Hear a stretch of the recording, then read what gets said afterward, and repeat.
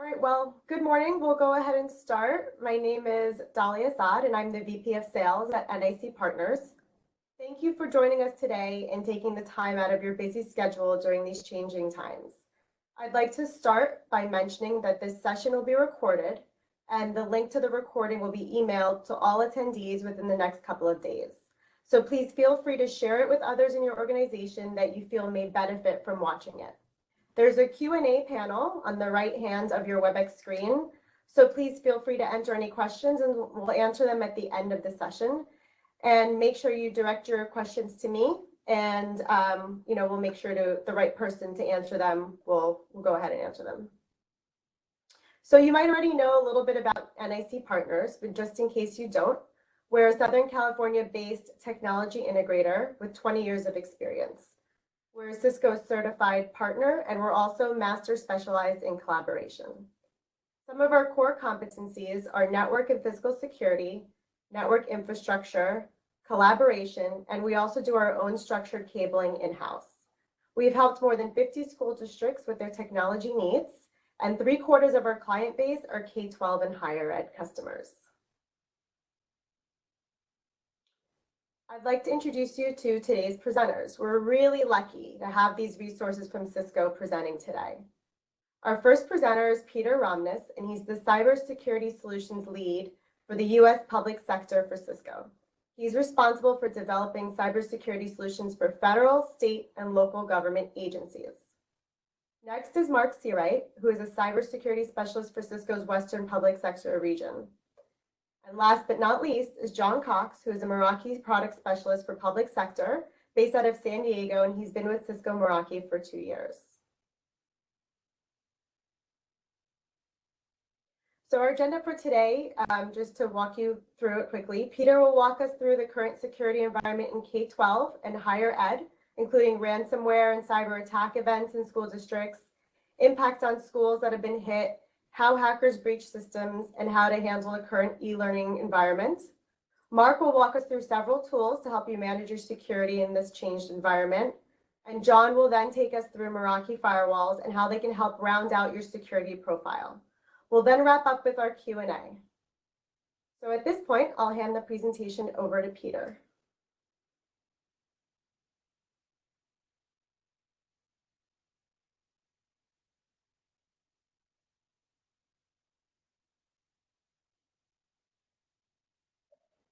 You might be muted. I don't know if we hear you. Thank you very much. As Dalia said, I'm Peter Romness. I'm in our U.S. Public Sector CTO office. I'm responsible for cybersecurity there. And one of the big things that we work on, and one of the big groups that we help, is our school systems. And so one of the biggest things affecting school systems right now, and in the last couple of years, and right now, I should say, has been ransomware. So if you could go to the next slide, please, Sarah. So COSIN did a study of the top 5 cybersecurity threats affecting schools over the last couple of years, and they listed these 5. Now, bear in mind that in order to oftentimes start a ransomware attack, it starts with phishing. And then some of the others are also very important. And this was from the last couple of years, but since all of the people working remotely and remote teaching that's going on, the threat actors are using COVID-19 as an excuse for phishing campaigns. And they have not let up. If anything, they become more aggressive since all of this started. And so it's very common that someone will get a phishing attempt mentioning COVID-19, saying, click here for more information on where to get sanitizing wipes or where to get masks. And they really play off of what is in the news to get people to click. So it may be a phishing email, or it may be getting someone to go to a bad website. In K12, what we're seeing is that the most common thing that they're doing is ransomware. And so that's what I'm talking about today. So next slide, please. And over the last several years, can I next? There we go. Over the last several years, and all of these headlines are from 2019. So it's just a way that you can see that this is really a plague on U.S. school districts. Can I have the next slide, please? The total for last year was over 500 schools hit, many being hit more than once. Next slide, please. So if you go to K12 Cybersecure.com, you can see this map of all of the cybersecurity incidents that have happened since 2016. They list 777 of them. And you can actually click in one more level, next slide please, and see all of the ransomware attacks. And if you'll notice where on this map where it says 2, that means there are 2 in that area. But if you click into them, when you're there, you can get more details on it. I'm not going to go into that today. Next slide, please. So what I want to talk about today is how to prevent ransomware from having an impact on you. Next slide, please. And very simply, I'm going to kind of level set here. Most people, I think, on this call know what ransomware is, but very simply, it's malicious software that gets into your organization and it encrypts data in your devices. And then in order to get that data back, get it unencrypted, you have to pay their ransom demand, usually in Bitcoin. Then they send you a decryption key sometimes, but not always, and you get your data back. Okay, so let's go into a little bit more detail. The way that it impacts schools is that it can be a permanent loss of data. If you decide to pay the ransom, oftentimes you won't even get the decryption key. And if you decide not to, of course, you won't get the decryption key. Now, sometimes you can find decryption capabilities online, but not always. It also causes downtime. So all the time that you will spend trying to fix the problem, as well as all the time that your users will have that they can't access their data. And the one thing that we really want to do is keep your school district out of the news. That tends to be the thing that gets the most attention outside of the school district. So when we talk about all this, people often ask, well, what if we just restore our data from backup? And that's a good question, but there are a lot of problems with that. And these include, next slide, please, that oftentimes your systems are very complex. And you may not even know that some of them exist in order to include them in your backup. Backups can be time-consuming. They're also expensive, and oftentimes they don't have the capability. And one other thing that we've seen is some of these ransomware programs have what I call a time bomb, so that they will wait to detonate, and your backup may include it. So when you pull your backup, when you pull your files off backup, then the ransomware detonates and all of your backup is then encrypted. So backup is still the #1 thing that you should be doing to prevent against ransomware, but it's oftentimes very hard, and many times it does not work. Next slide, please.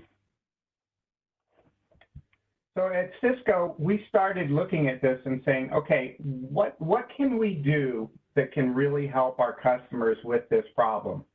And we wanted to come up with ways that are very fast time to value, meaning that if you do something that you can install it quickly and you can see the results very quickly. And we also wanted to look at how ransomware works and then design this defense against it. So next slide, please. And so when we started looking at ransomware, we recognized that almost all ransomware starts with a phish of some kind. So it's a phish that comes in the mail and an email that gets your users to click on a bad file, or it's a phish that sends them to a website that gets them to click on a bad link. Next slide, please. And the way it works is that if you're going to a website, you'll be redirected to a bad site. And then there will be command and control traffic to the bad actors, and they'll drop a file into your computer that starts to encrypt all of your data files. If it's an email, it will be an email that comes to you, and your user will click on it, and then that will load that file that is attached to the email. Either way, what you end up with is an encrypted compute. All of the data on your laptop or other devices will be encrypted. Then there is more command and control traffic with the bad guys in order to implement the key infrastructure to encrypt to encrypt your files using this malware. So that's kind of how it works. So we'll start with how do we fix that? And the interesting thing is that a lot of the communications, when you click on a bad link that will take you to the bad guy's site, or the command and control traffic of this ransomware, will use DNS to direct it where to go. Next slide, please. And just to look at many of the malware variants that have been around in the last year and a half, and almost all of them use DNS to determine where the site is that they're going to go. Next slide, please. So we looked at this and said, okay, so wouldn't it be great if we could very quickly use this DNS and stop ransomware as it's trying to go back to its command and control, or to direct a user to a bad site to download ransomware? And wouldn't it also be great if we could stop ransomware by stopping the phishing emails that would come to our users? And then finally, wouldn't it be great if we could stop ransomware from running on our endpoints if it gets through the first two defenses? And so that's what we started to look at. And we came up with these three solutions. So our DNS protection product is Cisco Umbrella. And Cisco Umbrella will not let your users go to these known phishing sites. So we have intelligence in the cloud where we go out and look at newly formed websites and all of the different URLs that someone could go to. And if they are a known bad quantity, then we won't let your users go to it. And there's a lot of research that goes behind that. So our threat researchers at Cisco, we look at a new website, and if it's only one page deep and it's got one file in it, that certainly looks like a ransomware server. And so we'll click on it, and we'll bring that file into our environment, and we'll test it. And then from then on, we know it's bad. In addition to that, Umbrella is really good at making sure that if you don't want your students going to bad websites like porn and violence and things like that, it will also double as doing that for you. Then we looked at our email security that depends both on looking at what is being sent in an email and the reputation of the email sender, and it won't let bad emails get to your users. And finally, our advanced malware protection looks at the files before they can run on your endpoints and make sure that they are safe to run. And so any malware that would be in there would be found very quickly. Next.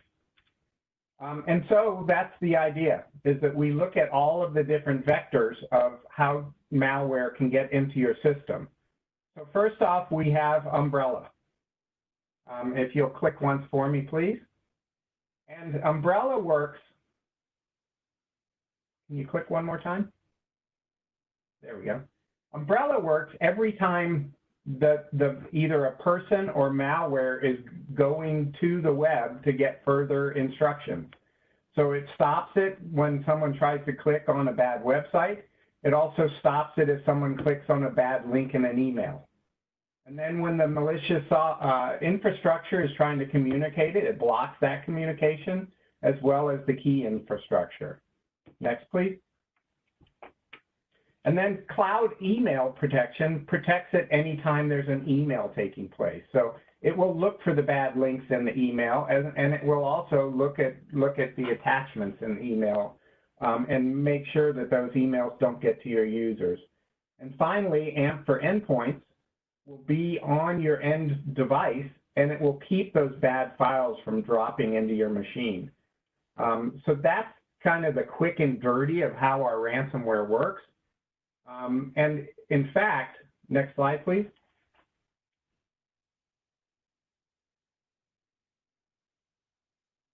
Here's a little more detail on that. So the email blocks spam, phishing, and malicious files from executing. And it shares this intelligence throughout the organization and around the world. The web security blocks the files access to the sites. It does all kinds of things like inspecting the file downloads, and it stops ransom command and control, things like that. And then, of course, the endpoint security looks for executables and for known bad files, as well as emerging bad files. In addition, I like to point this out to schools because there are a lot of iOS devices. There's only one endpoint device that, or endpoint protection software that it works integrally with Apple iOS. Cisco has a partnership with Apple, and so we have access into the root of iOS, and so we can take advantage of Umbrella and AMP for endpoints at a much higher level. This connector is something free in the App Store, and then it will take advantage of the Cisco products. So that's a very unique thing, and it's normally very important to our schools. Also, Cisco IT is using these products. We're not just talking about it and selling it. We're using it ourselves. We have 123 users on Cisco Umbrella right now. And the real cool thing about it, it's not only when they're on our network, but it protects them when they're out roaming. So that's a big thing that helps us. We also have, are using AMP in our email protection. So just a little added extra there, as well as we're using AMP for endpoints on all of our Android, Apple, Mac OS, and Windows devices. So we are using it, and it's working for us. So next slide. One other proof point is that if you work with Allianz for cybersecurity insurance, they will give you a discount if you're using Cisco ransomware defense. So if you're using these three products that I talked about, Allianz offers a 10% discount to their users. So just another proof point of its effectiveness. Now, ransomware is not standing still. It is progressing, let's say. I talk about ransomware 2.0 in the fact that ransomware 1.0 was a user had to get an email and click on something to get a file. Ransomware 2.0 is where the bad guys are looking for exploits that they can find in a user's system, and they are getting in without a user having to click. This self-propagating ransomware is something that we're starting to see. We're also seeing more effectiveness in the ransomware programs, and we're also seeing that people can buy ransomware as a service. So you don't have to be real smart in order to launch a ransomware attack. You can go on the dark web and get help doing it. So that is why we're seeing a big growth in it. So we talked about the 3 things that you can do to prevent ransomware very quickly. But beyond that, if you really want to get in depth and take care of it, you really need to be able to see what's going on in your system with full visibility throughout your organization, throughout your network, amongst all the devices. You want to be able to segment your organization, your network, and your IT, so that if ransomware does get in, it can't spread. And then you want to have a plan for in case something happens. And so with that, you get into what we call advanced protection. And this is incorporating all the other parts of security into your ransomware response. So you start with the quick response, and then you move on to advanced. And this is next generation firewalls, as well as this list of devices that I'm showing on the right. Next, please. And so when we, just in kind of summary of ransomware and how to defend against it, the first thing is to stop the bleeding. So prevent and stop. That's the quick prevention that we went into detail on. After that, you want to detect it quickly, contain it, and respond to it. And that's where you get into the advanced parts of this. Next.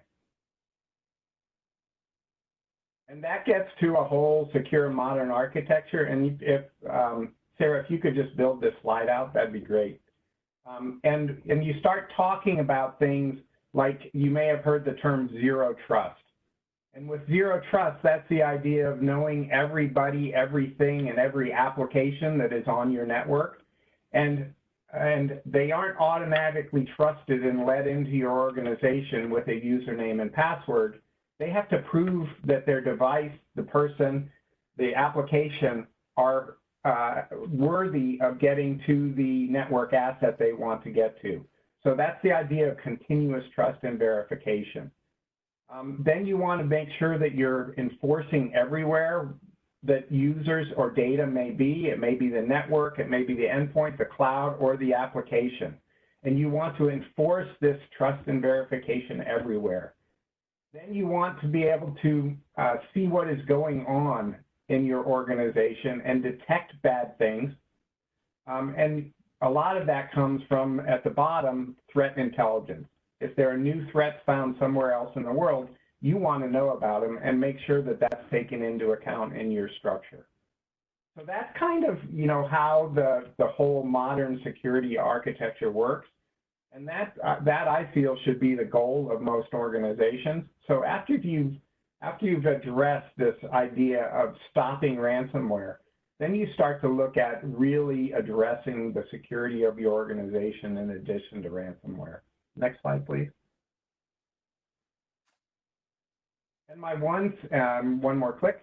And my one slide of advertisement for Cisco is that we have all of the devices on the right of this slide. And it's really great that they're all pretty much best of class devices. But the really important thing about them is that they work together. They share threat intelligence and enforcement. If one device sees an event, they share it with the others. They share context, so that decreases the time to investigate. And the really interesting thing is that they allow for automation and integration and automation of your security environment. So with that, that concludes my part of this presentation, and I'm going to hand it off to Mark. Thank you, Peter. Good morning, folks. My name is Mark Seawright, and I'm the cybersecurity specialist that works with Cisco in Southern California in our public sector group. And Peter did a great job, I think, on highlighting the relevance on Well, why ransomware is so critical for the K-12 environment. When you looked at that map, you could see the various locations constantly taking place. I think it was earlier part of this year that one weekend came back on a Monday, and I think there were 12 different ransomware incidents that happened between California and Arizona. They're almost all identical, but it's just there's a real relevance here that I think we want to take to heart. The message I wanted to leave with you this morning under the COVID-19 incident, and we're all dealing with this right now, is how we can secure our workforce for the education sector. So Cisco has been working really hard on, and we have spent all of our time over the last 30 days really trying to enable distance learning and try to enable a secure environment. And I'm going to go through just a few of those things just so you're aware of it because we think it's such a timely topic. I think the message that Peter led with, thank you. I think the message that Peter led with about the ransomware and the incident that revolves around what's taking place in K-12 even becomes a little bit more heightened right now, because as we're scrambling to try to provide these virtual classrooms, and as we're scrambling to try to provide at least all of our teachers and faculty a way to get onto the network, we need to be aware that there's a security element that needs to take place as well. So our leadership, Chuck Robbins as our CEO, is really committed to lending this to all of our local government and all of our customers on what we can do to help support those organizations as we're in this shelter in place and we're in this this social distancing to really weather the virus. But I think that we've got a couple of things here that we can really lend to any of the organizations. And I think the other part of that is through our partnership with NIC, we really bring a lot of expertise that can lend to really bringing your organization into a safe place. And the reason that's critical is because this is a potential blind spot if it's not thought through carefully. Go to the next slide, please. There are really 3 or 4 components to the things that are happening right now in the education environment. One of those things is the virtual classroom that's taking place. So you're seeing a lot of things that have to do with collaboration, virtualization, and putting things in a virtual classroom environment. There's also a lot of security that needs to be working behind the scenes of that. The third part of that is we have to provide access to students and teachers and faculty, but also for access to get the information in a safe environment. So we're assured that there's the privacy is taken care of, but also that there's no incidents that occurred. You've probably seen some of the various things that have taken place with some of the bombing, and it's bombing used in a figurative sense on people that are breaking into some of the classroom incidents or some of the video incidents, and that would be an incident where there's not proper security in place. So we're trying to make that security element top of mind, operating invisibly within the classroom to extend that out to our students, teachers, and faculty as we're in this situation for a while. You can go to the next slide. I think that we're also recognizing that the incident we're in now under the certain virus element is probably not going to be something that is just going to be for a month and then we're going to be all back to normal. This is probably likely to be something that we have to have in our contingency planning at all times, to have teachers ready to take this type of process and this type of delivery to heart. And I think the fact that the bad actors, if you're looking about what's taking place right now and all the bad acting that Peter went through in ransomware, it's almost all masked behind a COVID message, which means there's email. Still, 99% of the threats that come through for ransomware are coming through by way of email. Those emails are masked with, this is the stimulus package and how you get your stimulus check. That's the way the subject comes through. It's packaged in a different way given the attention that this particular pandemic is really delivering to our customers. So we're trying to take really these breaches to heart and really validate some of the credentials that are behind that, to validate people who they are and who they say they are. But we're also taking a lot of benchmarking into account. So the mobilization and doing wireless and secure access is really going to be important. I know John Cox is going to get a little bit more into that aspect of it. And then finally, there's a lot of organizations that are realizing the necessity of what's called multi-factor authentication. And I know that Peter touched briefly on something called zero trust. In its most strict sense, zero trust is really a validation and a revalidation of who you are, what you are, to assure that that identity is actually true. And if you're not familiar with multi-factor authentication, that is a way to validate the users who they say they are. So if you are conducting a virtual classroom, that people have a password that they can get in, and that password might not be something that can be easily exchanged. It can be with an electronic device, but we can actually validate a student or a teacher are who they say they are, so we can assure the privacy of that delivery method. You got the next slide, please. So securing the remote workers is the other aspect of this, and this is what we're spending the month of March.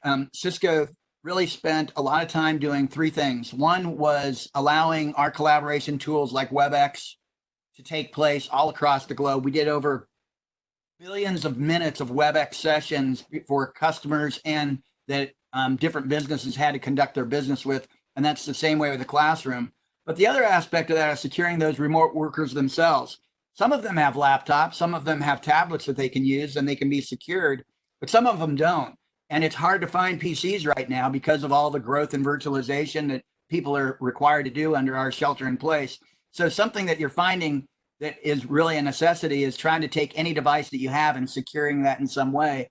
And we're trying to do that in a couple of things that Peter highlighted, both on the network, which would be our traditional way that we deliver in a classroom or in a normal network setting. But right now, this is more of the remote worker sense where people are at home, but we have to secure that connection and secure that tunnel so it is not jeopardized or potentially could be infiltrated by any bad acting that takes place. But we also have to make that transparent and basically invisible to the user, so that experience is not compromised by them at all. Yeah, the next slide, please.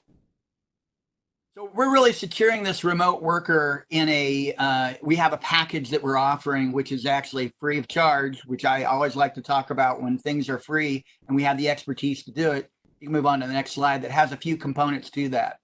One of those is what Peter touched on, which is the umbrella. This is a very simple to deploy kind of gauntlet that you can protect the overall users so they can identify where they're going to from different websites, so we can assure that they're going to sanctioned websites. So we have some categorical filters that can take place, whether that would be violence or pornography or gambling or whatever those code words might be. That's one way to really drop a kind of a cloak around a safe environment to assure that it's safe content that's actually being delivered. The other portion of that, and although it says 30 days, all four of these components are really a 90-day extension until the first week of July that we're extending. And I asked you to just keep track of things with all of us because we'll work very closely to be sure we get it deployed. The second element you see there is something called Duo, and this is that multi-factor authentication. The reason this can become kind of critical is if you have teachers, you have nurses, you have faculty, you have anybody that needs to get to certain applications, different from power schools and things like that, open for students and maybe for teachers alone, but there might be certain applications that are really relevant just for the staff themselves. There needs to be a way that they can be authenticated so we can assure that their identity is who they say they are so it doesn't get into false hands. And that's actually where your phone kind of comes into play, or your phone at home or your wireless device, where it can validate who you are in a very simple, very easy to deploy type of methodology to assure that you are who you say you are, and therefore you have access to that particular application. The third element you see there is something called AnyConnect. And this is that is that tunnel that we're able to basically create from any device, home device, or it might be a laptop that a student would take home. But that creates that secure tunnel. So back to those assets that take place at the school districts to get the information that they need, but it's actually secured all the way there and all the way back. And then finally, the last area has to do with the endpoint itself. So that device, that laptop, that tablet, whatever it might be. And Peter mentioned we are the broadest as far as offering the type of support on Apple devices, Windows devices, whatever was the case. But that's the fourth piece of this. So we're trying to protect basically the overall web activity that takes place on all those different areas so they're not hijacked and basically hijacked to a false area. They're validated for those users that need to be validated for their identity to get to the proper applications. We have a secure tunnel that's taking place. And then the fourth element is we're validating that endpoint to be sure if there's a new threat, a new ransomware, a new incident, then basically they're protected on that end device, that they have a level of security that's on that endpoint as well, whether that's a laptop or whatever it may be. And of course, all these things are happening really invisibly to the user itself. So there's no real interruption in what they're doing from a day-to-day basis. But from an IT staff, we're assuring that all these things are secure. You can go on to the next slide, please. This really just highlights the functionality of those three things that I mentioned, the connectivity that's involved on trying to really take remote users and really put them in a secure environment to reach back to the schools and have these virtual classrooms as if there was just as if they were in the classroom itself. But we're doing that in a secure way so they have the tunnel to get there through this AnyConnect tunnel and this VPN client.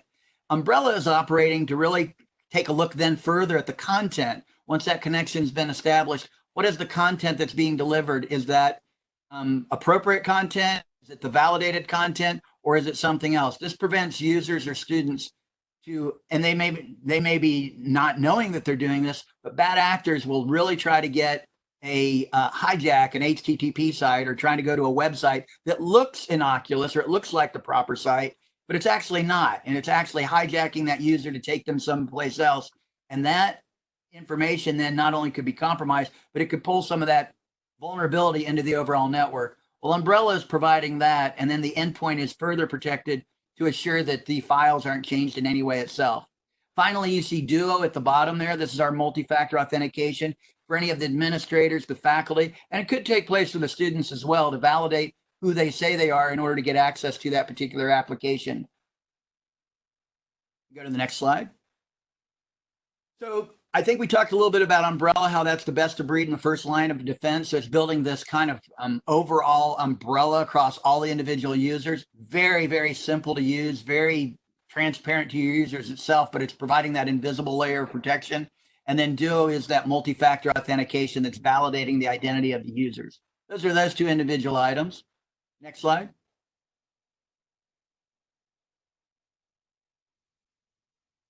So the way that Umbrella operates is through this first line of defense, whether that's roaming clients, and that's what we're talking about most of the time in a COVID situation.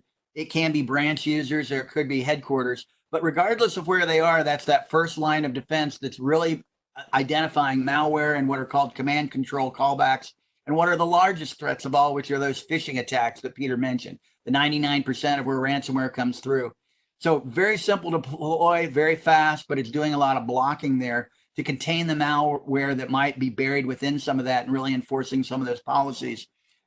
The reason DNS is so commonly used is you have to think, how often do you go out to the internet or go to an internet site? Well, every time you're doing one of those HTTP queries, whether that's to go to Google or whether that's to go to Amazon or whether that's to go to whatever site that might be, John Hopkins COVID-19 site right now, you might be potentially hijacked. And that's exactly where these bad actors are trying to hijack you to during this particular situation. So what Umbrella is doing is actually validating that site to be sure you're not being hijacked there, that you're going to the actual site you need to get to. That Amazon site, you're going to a valid John Hopkins site is the one I go to every morning just to try to see the latest across the world. But that's what Umbrella is doing in its simplest DNS query. Next slide. And then finally, Duo is giving you that complete visibility. So looking at those laptops and devices to really validate who you say you are. That is allowing that posture to take place to say, well, I don't know that I can let you on the network because you're not who you say you are, but we can also do a security posture assessment to say, I can't let this device onto the network until it has the most recent patch. The reason why is because there's a vulnerability on that operating system, or there's a known attack that's taking place in what's called a CVE, or a common vulnerability that would take place. So I'm not going to allow that user on because that's where some of that attack can take place. So I want to basically assess whether that user can get on or not until maybe a patch takes place. And then this is this continuous inspection that takes place for multi-factor. And I think that's probably just about it. Is there a next slide? AnyConnect. I'm sorry, I overlooked that one. So I think I went through that, but basically providing that level of protection with AnyConnect to create that tunnel. You're seeing WebEx up there as that little symbol up there that could potentially be taking place as well. That's our common scenario right now for K12 is using Umbrella, VPN, and WebEx as a alternative to a virtual classroom in order to conduct that. I think there might be a slide or two. I'm going to just ask you to advance because I think there's a last link and I want to be sure we are staying on time here. So this is a good one to look at because this is actually the AnyConnect client working in tandem with Umbrella as well as using multi-factor. So it's basically letting you know that you're the device who you're saying. That's what I get on my phone as well.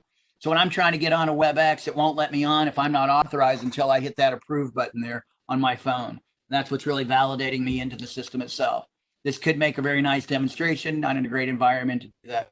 Finally, the offer details. Next slide. These are all the specifics that, oh, sorry. I thought there was one more detail there that had to do with that. If you do have any questions about anything, those were the 4 items. It's AMP, Duo, Umbrella, and AnyConnect. It's a 90-day period that's free of charge. We're happy to assist with any of that through our partnership with NIC. Please reach out to any of us, and we're here to field any questions at the conclusion. With that, I'll turn it over to my peer, John Cox, to talk a little bit about what takes place with mobility and Meraki firewalls. Thank you. Thanks, Mark. Good morning, everybody. My name is John Cox. I am a Meraki product specialist based here in San Diego for our Southern California public sector account. What I want to talk to you about was about what the Meraki Firewall offering has in the portfolio, because as you may or may not know, Meraki is a cloud-managed networking solution, traditionally starting off with access points and wireless, but we've moved on to switching, firewalls, mobile device management, as well as Meraki Insight, which gives you monitoring tools for third-party SaaS applications and maybe some applications in your infrastructure that you've deployed. But anyway, what we want to focus here today on is our firewall solution. If you're not familiar with it, it's called the MX product line. Basically a zero-touch VPN solution. It's managed in the same place as all your other Meraki products, where you have wireless switches, systems manager, which is our MDM. Whatever products you may have, you're going to be in the same dashboard, which can be accessed by any device that has an internet connection and a browser. What's really nice about the MX Meraki product lines, we're continuously improving on features and functions within the dashboard. And we've got some new ones that I think are very important for our customers. We've been talking about security on this session, and what I want to announce is we actually have out-of-the-box integration with Umbrella that will import your Umbrella policies right into the Meraki dashboard, where you can apply them at the switch port level or at the wireless access point level. So really kind of showing the innovation, and the Meraki team's working with the Cisco team.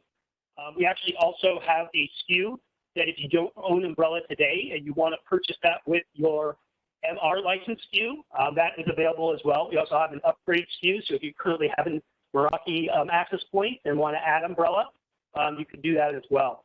Our MX firewalls fully have IPS, IDS, come with AMP. It allows you to do basically a lot of the stuff that you'd be normally doing when it comes to security around a firewall. So we'll talk about some of the models here in a little bit, but I want to go to the next slide, please.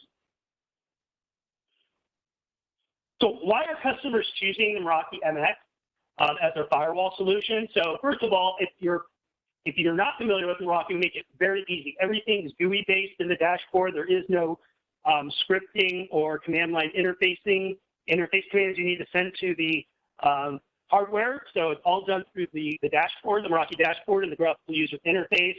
Really easy for you to deploy. Basically, you can configure hardware as it's being shipped to your remote location. So all that has to be done is basically mounting, like for a firewall in this case, into your IDF or your network rack. And basically, you plug it in. It's going to download its configuration from the cloud, and you're off and running. You don't need any type of network engineering expert to actually physically install these firewalls. And that goes with any of the Meraki products. Basically, we do offer site-to-site VPN, all managed in one portal, the Meraki dashboard. We do have the ability to do create templates for our devices. So if you want to configure many devices at once, you can just apply templates to those devices. And once again, they will download the configuration from the cloud and have that configuration ready to go once they're plugged in. We also have a lot of analytic and reporting capabilities around our threats. what's happening. For example, we have a security center so that if you have events that were triggered by Umbrella, they'll all be in the security center right in the Meraki dashboard, right under the firewall section. So it's a really, really robust. It's come a long way. And we're going to go to the next slide and kind of talk about some of the models. We offer a wide range of Meraki models. And, well, that's the next slide. Sorry, we'll stay here. This slide, just some of the things that are embedded within our firewalls is we do have complete encryption, pretty standard these days.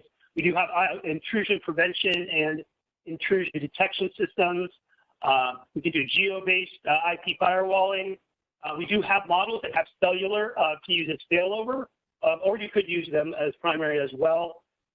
We've got models that are very high-end that you use as concentrators.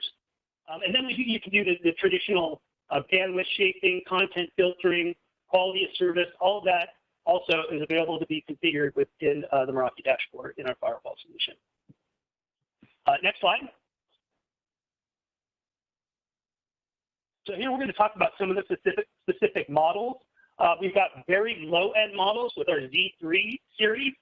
You'll notice on some of these, you'll see models that have a C, which means cellular, which we support Verizon, T-Mobile, AT&T, and we also have some models that also will provide wireless. So if you see a W in the model number, that is wireless, and all the way from like a home use or handful of users with our Z3 series to very high-end the MX450, which can support 10,000 users and be used as a concentrator, and everything in between. So we do have a lot of models. Anything you see here is really easy for you to trial. So customers who are wanting to get their hands on one of the Meraki firewalls, our trial program is super easy. We basically can ship, typically if the device model that you're looking for is in stock, we can ship within 24 to 48 hours. All we need from our customers is a name, phone number, email, as well as a shipping address. You will have to sign an online agreement saying you're not going to steal the gear. And once that occurs, we'll ship the gear. You can test it for out of the box. I think it's 60 days, but we can always extend that to a couple more months beyond that. So we do have a lot of customers that really like to get their hands on it, make sure it's going to work for them. And we would, NIC has done many trials with the Cisco Meraki team. So with that, really quick overview, we'd be happy to give you a demo or drill into more information. I'm going to turn it back over to Dahlia to kind of wrap us up, and we can answer any questions if there's time.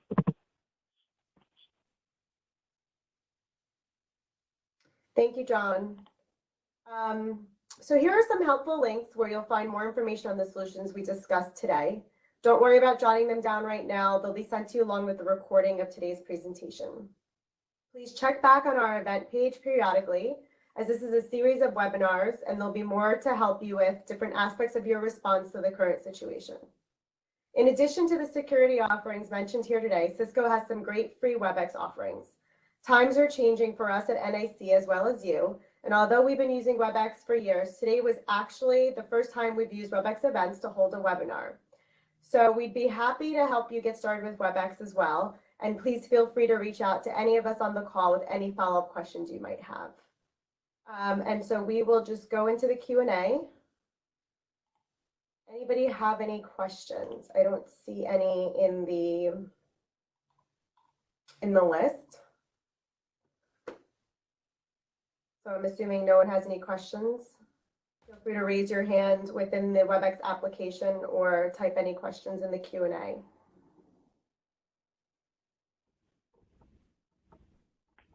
I'll ask a question. I just was curious if any of our audience has any just challenges given the recent pandemic that either the remote workforce or trying to deal with mobility or security concerns. Is there anything that they're challenged with that they find that we may be able to help with, or anything that has been a particular challenge that they didn't recognize? Well, Mark, Jose just asked if Duo is compatible with PowerSchool. It is. Yep, it is. Great. And we can go into a little bit more depth on any one of those items if somebody said, Could I see Duo? I just got off a call just before this one, and that's why I was late to show Duo actually working with home computers where people couldn't afford to have a computer, didn't have one, but yet they wanted to have some sort of assessment that that computer was not out of date or had a vulnerability that could pull into the overall network. That's exactly the type of thing that we can get into. But if there's any area that someone would like to look at in more detail, a demonstration, a trial, or help us get it launched in your particular use case, please work with Dahlia and anybody else from the NIC team. We'd be eager to help.